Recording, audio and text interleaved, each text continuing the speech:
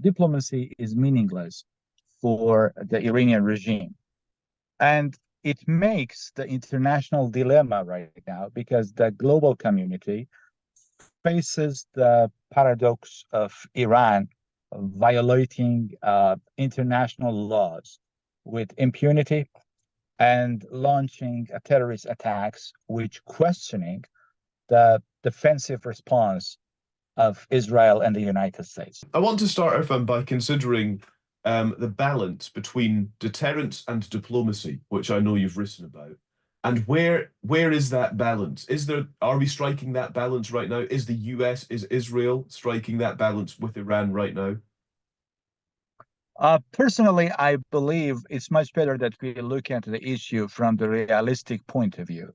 About the military over diplomacy, personally, I believe right now for Iran, military is more important than diplomacy because Iran's foreign policy, while outwardly diplomacy, is driven by the military ambitions of the IRGC and Quds Force, with the foreign ministry acting as a cover for espionage effort. So diplomacy is meaningless for the Iranian regime.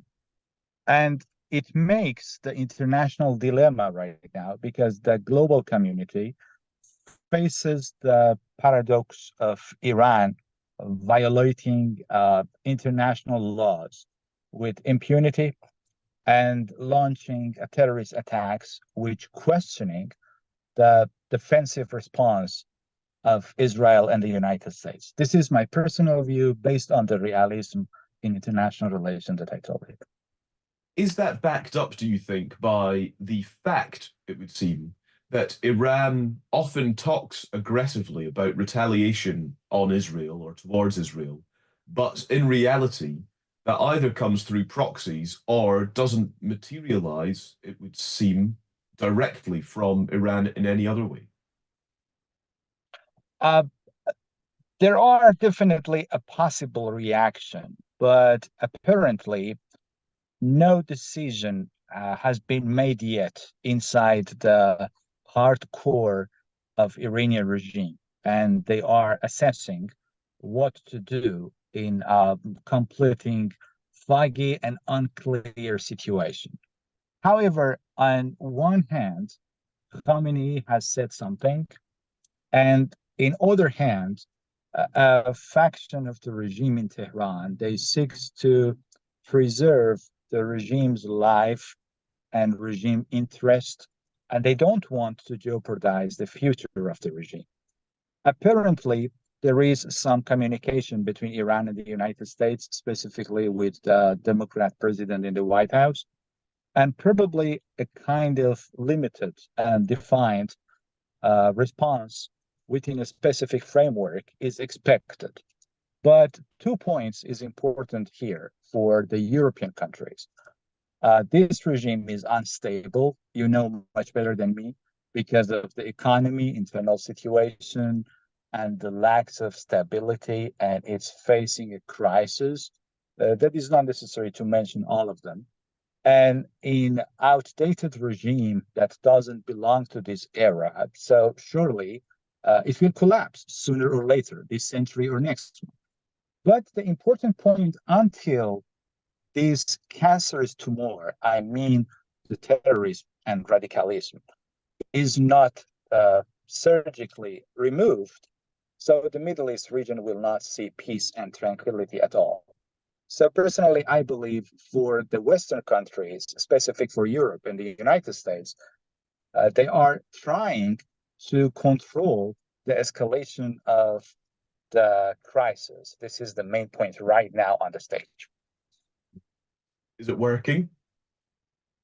I believe no, because this regime in Tehran, they don't understand the meaning of stability and peace. They wanted to be a dominant power in the region, and definitely they don't respect the international laws. And the peaceful existence with them is impossible right now. Do they have regional dominance? And if so, to what extent?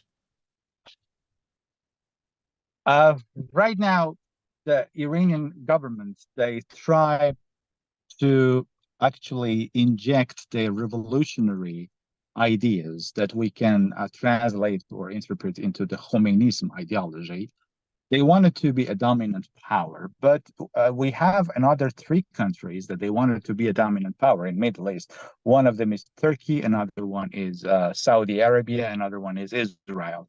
Right now, two players are attacking each other. One of them, Israel, is the main ally of the Western countries, and another one, which is Islamic Republic of Iran, is in the orbit of Russia and China and North Korea.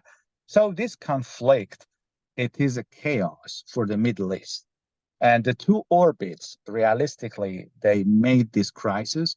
And definitely, Iran cannot tolerate that. Why? Because the ideology of Iran is not modern. And the Iranian young generation inside Iran, they jeopardize the interests of the regime because they don't believe that. And the Iranian people, they don't want it to be in war.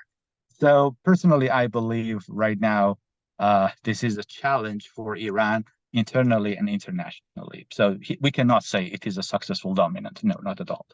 That's really fascinating. And what does that mean? What do those generational considerations and the instability within Iran, what do these things that you've mentioned, these aspects, what do they mean for Iran's proxies that we frequently talk about, like Hezbollah, for example? Does that mean that factions and groups like these will disintegrate over time?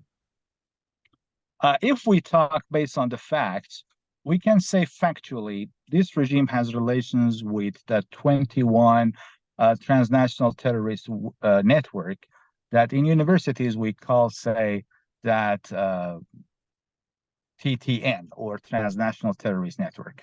So 21 group, they have relations with Iran, and Iran is the main source financially and politically and militarily for these groups. And it's made a chaos after 1979. And right now, all the records shows that the Iranian regime, they don't have the support of the Iranian inside Iran because the regime is solely engaged in psychological warfare and in one step away from collapse. And this is very clear. Why? Because in environmentally, economically, politically, internally, we can say Iran is a failed state. So right now, this is the main problem. And the entire effort of the regime is focusing on internal suppression to prepare the ground for succession of Khamenei in order to preserve the Shia Islamic Caliphate. This is their main goal.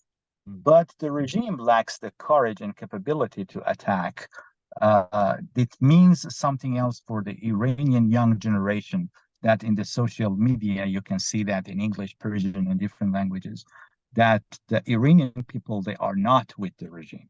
And it makes a different story for them because when you don't have the support internally, definitely internationally, you cannot play a good role. And it means more isolation internationally.